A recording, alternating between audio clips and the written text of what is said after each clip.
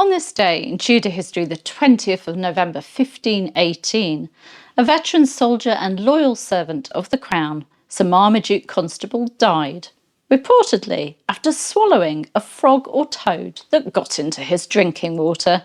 Yes, really.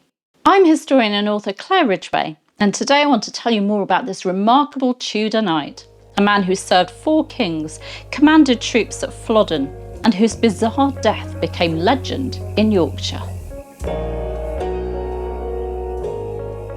Sir Marmaduke Constable was born around 1456 or 1457, the eldest of 11 children of Sir Robert Constable of Flamborough, Yorkshire, and his wife Agnes Wentworth. By the time he was a teenager, Marmaduke and his father were already serving Henry Percy, the 4th Earl of Northumberland, acting as stewards of the Percy estates in the East Riding. Marmaduke's life would always be bound up with the great northern families and their loyalties.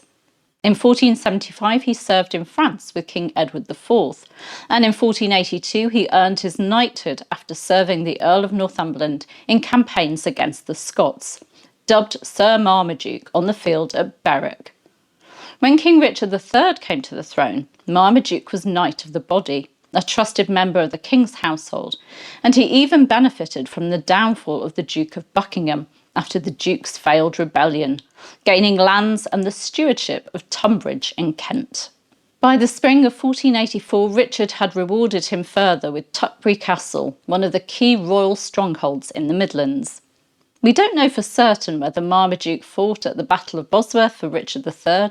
Sources are divided. But by May 1486, he was firmly in the service of the new king, Henry VII, once again as Knight of the Body. If he'd backed the losing side, he'd switched loyalties quickly and effectively, earning the new king's trust. He was soon rewarded with stewardships in Yorkshire, and in 1492 he served Henry VII on his campaign in France, which ended with the Treaty of Étampes. Marmaduke was chosen as one of the gentlemen to formally receive the French delegates who came to ratify the peace, quite an honour for this northern knight. By then, his career at home was flourishing too. When his father died in 1488, Marmaduke inherited more estates and soon became Sheriff of Yorkshire. He was even called upon to help suppress the 1489 rising in which his old patron, the Earl of Northumberland, was killed by a mob. In 1501, he was among the nobles who welcomed Catherine of Aragon to England for her marriage to Prince Arthur. And in 1509, he was nominated by his new patron, Thomas Howard, Earl of Surrey, to join the Order of the Garter, though he wasn't ultimately elected. But his greatest military moment came 4 years later. In September 1513, Sir Marmaduke commanded the left wing of the English army at the Battle of Flodden, fighting once more under Surrey's command. His sons, his brother and his son-in-law fought beside him.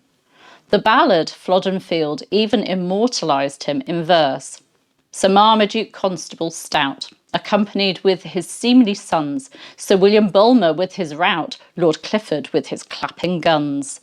The English victory was decisive. Henry VIII, away in France at the time, sent Marmaduke a personal letter of thanks, addressing his Knight of the Body as Sir Marmaduke Constable the Elder, called the Little. It was the Crown's way of honouring an old soldier whose loyalty and courage had spanned generations. In May 1518, Marmaduke made his will. He requested a quick and simple burial, without calling of friends or any other solemnity. He died later that year, on the 20th of November 1518, and according to one tradition, the cause was rather unusual. He supposedly drank from a glass of water containing either a frog or toad, which lodged near his heart and killed him.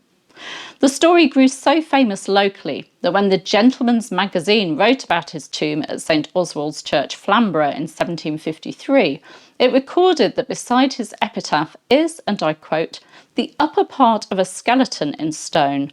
The ribs project greatly, and the breast is laid open, in the inner side of which appears what by tradition is held to be a toad at the heart, of which he was supposed to die, but it bears little or no resemblance of a toad." The tomb has survived. St Oswald's Church website states, "To the left of the altar is the curious tomb of Sir Marmaduke Constable, who was commended for bravery by Henry VIII. On the tomb is a fragment of a carved skeleton with a lump on the chest. According to legend, this represents a toad Sir Marmaduke accidentally swallowed, which ate at his heart till he died." Sadly, they don't share a photo, and I haven't been to Flamborough, but it sounds like it's not the most convincing sculpture, but it shows how the legend stuck. Whether he choked or it was just a macabre myth, Sir Marmaduke Constable became known as the knight who died of a toad.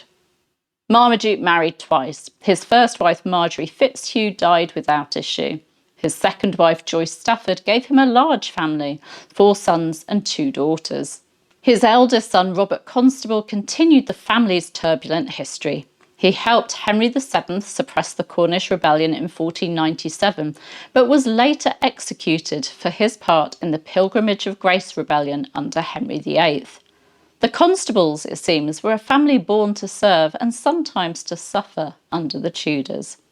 Sir Marmaduke Constable lived through the last battles of the Wars of the Roses, served 4 kings, and helped win one of the greatest English victories of the age. He may have been little in stature, but he cast a long shadow in Tudor military history and left behind one of the strangest death legends of them all. So what do you think? Did Sir Marmaduke really swallow a frog or toad, or is it just Tudor gossip that grew in the telling? Let me know in the comments, and don't forget to like, subscribe and ring the bell for more stories from Tudor history, where even a frog in your drink could make you famous. I'll see you soon. Bye bye.